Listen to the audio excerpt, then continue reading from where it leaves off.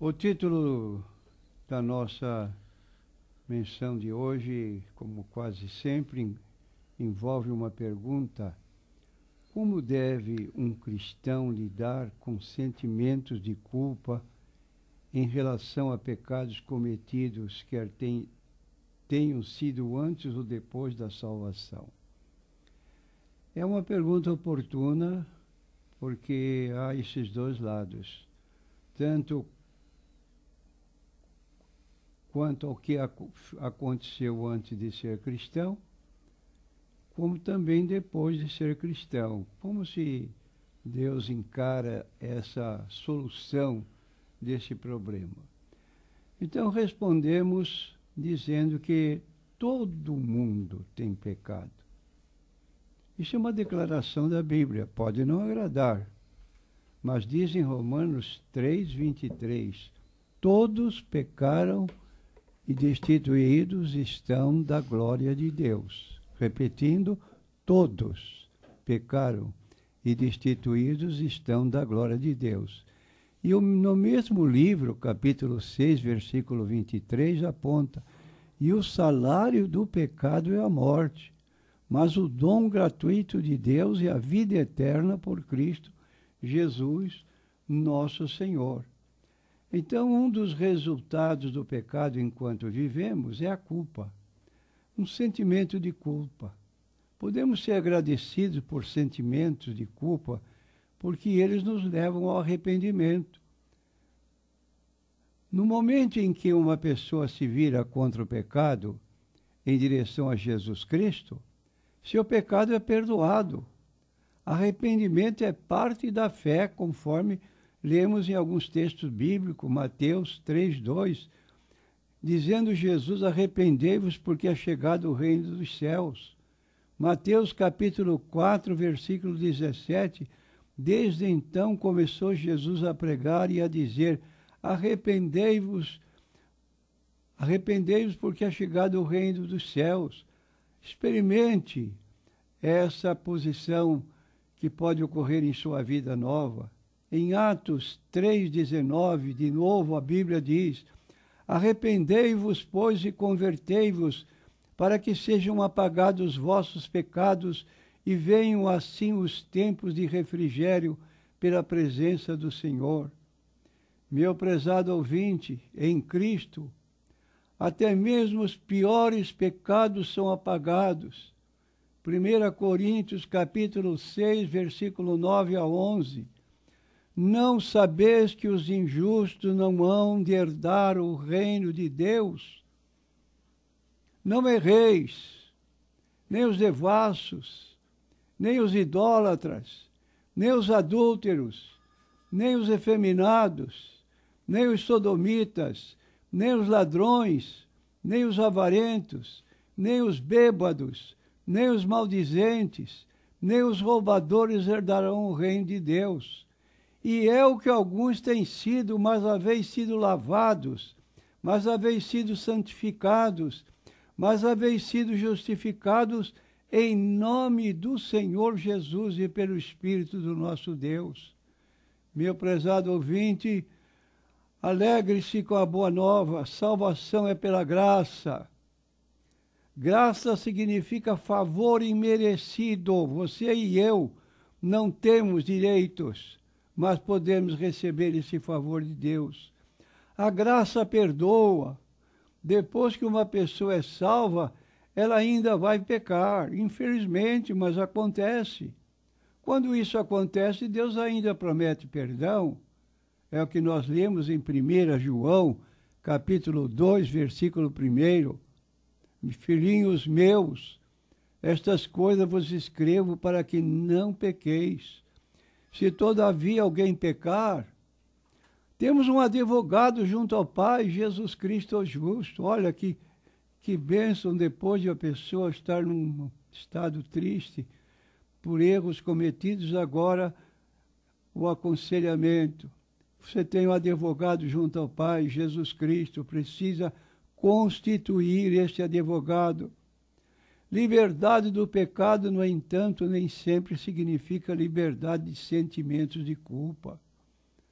Mas quando nossos pecados são perdoados, ainda nos lembramos deles. Além disso, temos um inimigo espiritual chamado acusador dos nossos irmãos, conforme lemos em Apocalipse 12, versículo 10, o qual nos lembra de uma forma tão cruel todas as nossas falhas, erros e pecados. Quando um cristão experimenta de sentimento de culpa, ele ou ela deve fazer o seguinte: escute bem, meu prezado ouvinte. Primeiro, confesse todos os pecados previamente cometidos que ainda não foram confessados e sobre os quais você tem conhecimento. Em que lugar se deve fazer isso? Entra no teu quarto, fecha a tua porta, ora o teu pai em secreto, e teu pai que vê secretamente te recompensará. Em alguns casos, os sentimentos de culpa são apropriados porque confissão é necessária. Muitas vezes nos sentimos culpados porque somos culpados. Quando Davi pecou, pediu a Deus que lhe perdoasse os pecados. Ele disse que estado estava vivendo. É como diz aí na gíria, estou arrasado. Salmo 32, versículo 3 a 5. Quando guardei silêncio, envelheceram os meus ossos pelo meu bramido em todo o dia. Porque de dia e de noite a tua mão pesava sobre mim. O meu humor se tornou em sequidão de estio. Confessei-te o meu pecado, e a minha maldade não encobri, dizia eu, confessarei ao Senhor as minhas transgressões, e tu perdoaste a maldade do meu pecado. Segundo ponto, peço ao Senhor que revele qualquer outro pecado que precisa ser confessado.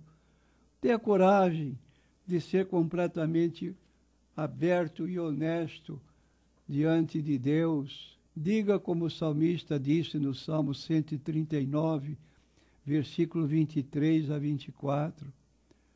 Ele disse a Deus em oração: sonda-me, ó Deus, conhece o meu coração, prova-me, conhece os meus pensamentos, vê se há em mim algum caminho mau e guia-me pelo caminho correto. Terceiro, confie na promessa de que Deus vai perdoar o pecado e remover a culpa, baseado no sangue de Cristo. Salmo 85, perdoaste a iniquidade do teu povo, cobriste todos os seus pecados. Salmo 86, 5, pois tu, Senhor, és bom e pronto a perdoar e abundante em benignidade para todos os que te invocam. 1 João 1 e 9, com muita atenção, se confessarmos os nossos pecados, ele, Jesus, é fiel e justo para nos perdoar os pecados e nos purificar de toda injustiça. E, finalmente, Romanos, capítulo 8, versículo 1, Paulo escreve: portanto, agora nenhuma condenação há para os que estão em Cristo Jesus, que não andam segundo a carne, mas segundo o Espírito. Permita-me repetir: portanto, agora nenhuma condenação há para os que estão em Cristo Jesus, que não andam segundo a carne, mas segundo o Espírito. A palavra agora é de verbo de tempo. Agora, antes não, mas agora que aceitou a Jesus, a situação é nova. Quarto, nas ocasiões em que sentimentos de culpa surjam sobre pecados já confessados e abandonados, rejeite esses sentimentos como culpa falsa. O Senhor tem sido fiel à sua promessa de perdoar. Escute nova leitura da Bíblia. Salmo 103, versículos 8 para frente. Misericordioso e piedoso é o Senhor. Longânimo, que significa paciencioso, e grande em benignidade, não reprovará perpetuamente, nem para sempre reterá sua ira. Não nos tratou segundo os nossos pecados, nem nos recompensou segundo as nossas iniquidades. Pois assim como o céu está elevado acima da terra, assim é grande a sua misericórdia para com os que o temem. Assim como está longe o Oriente do Ocidente, assim afasta de nós as nossas transgressões. Misericordioso e piedoso é o Senhor, longânimo, isto é, paciencioso, e grande em benignidade. Quinto, peça ao Senhor para repreender a Satanás, seu acusador, e peça ao Senhor que restaure a alegria que acompanha a liberdade de culpa. E, finalmente, se pecado tem sido confessado e arrependimento tem ocorrido, então é certo que o pecado tem sido perdoado e é hora de seguir para frente. Você está assim, eventualmente, meu prezado ouvinte, parado, lembrando dos pecados passados, como de crente, não tem ânimo. Acorda! Lembre-se que aquele que tem vindo a Cristo através da fé tem sido transformado em nova criatura. E assim diz o texto bíblico: se alguém está em Cristo, é nova criatura. As coisas antigas já passaram, eis que se fizeram novas. 2 Coríntios, capítulo 5, versículo 17. Parte das coisas antigas que já passaram é a lembrança dos pecados passados e a culpa que produziam. Triste dizer que muitos cristãos têm a tendência de ter prazer em recordar as vidas pecaminosas que viveram antes de vir a Cristo, memórias tais que deviam estar mortas, enterradas há muito tempo. Isso não faz nenhum sentido e vai de encontro à vida cristã vitoriosa que Deus quer que tenhamos. Um antigo provérbio diz: se Deus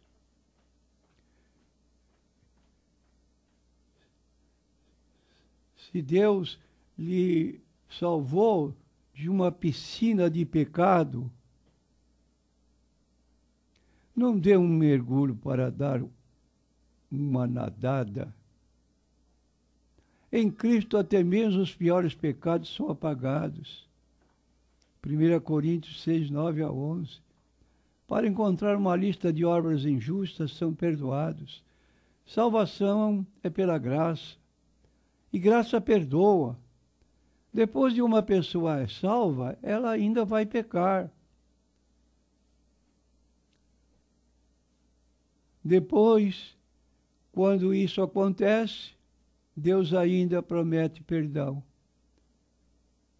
Já repetindo agora o texto de 1 João 2:1 que já lemos. Se todavia alguém pecar, temos um advogado junto ao Pai, Jesus Cristo, o justo. Já aceitou Jesus como seu advogado, como seu Salvador, como seu Senhor? Isso é necessário. Se com a tua boca confessares ao Senhor Jesus e em teu coração tu creres que Deus o ressuscitou dos mortos, tu serás salvo. Porque com o coração se crê para a justiça e com a boca se faz a confissão para a salvação. Isto ocorreu quando Jesus estava na cruz, 2 salteadores ao seu lado. Um zombava, dizia para Jesus, junto com a multidão embaixo: salva-te a ti mesmo, desce dessa cruz, e aí creremos em ti. Zombando, o outro companheiro, ao lado direito, disse para Jesus: Senhor, lembra-te de mim quando entrares no teu reino. A resposta de Jesus foi imediata: hoje tu estarás comigo no paraíso. Que bênção a salvação, ainda que seja no último minuto de vida. E foi o que aconteceu. E eu diria para você, meu prezado ouvinte, 5 minutos antes da sua vida, você pode aceitar Jesus como Salvador. Entretanto, não deixe para a última hora, porque na última hora não sabemos se estaremos conscientes para poder fazer esta oração. Então, quando pressentirmos a nossa necessidade de Cristo, embora tenhamos saúde perfeita, vamos pensar, vou ficar ao lado de Jesus. E Jesus está com o seu convite ainda presente. Vinde a mim todos os que estáis cansados, oprimidos, e eu vos aliviarei. Tomai sobre vós o meu jugo, aprendei de mim, que sou manso e humilde de coração, e encontrareis descanso para as vossas almas. Porque você vai perder uma eternidade feliz e trocá-la por uma brevidade de 30, 50, 70 anos aqui na Terra. Que Deus possa iluminá-lo através do Espírito Santo para uma decisão favorável à sua própria salvação. Em nome de Jesus. Amém.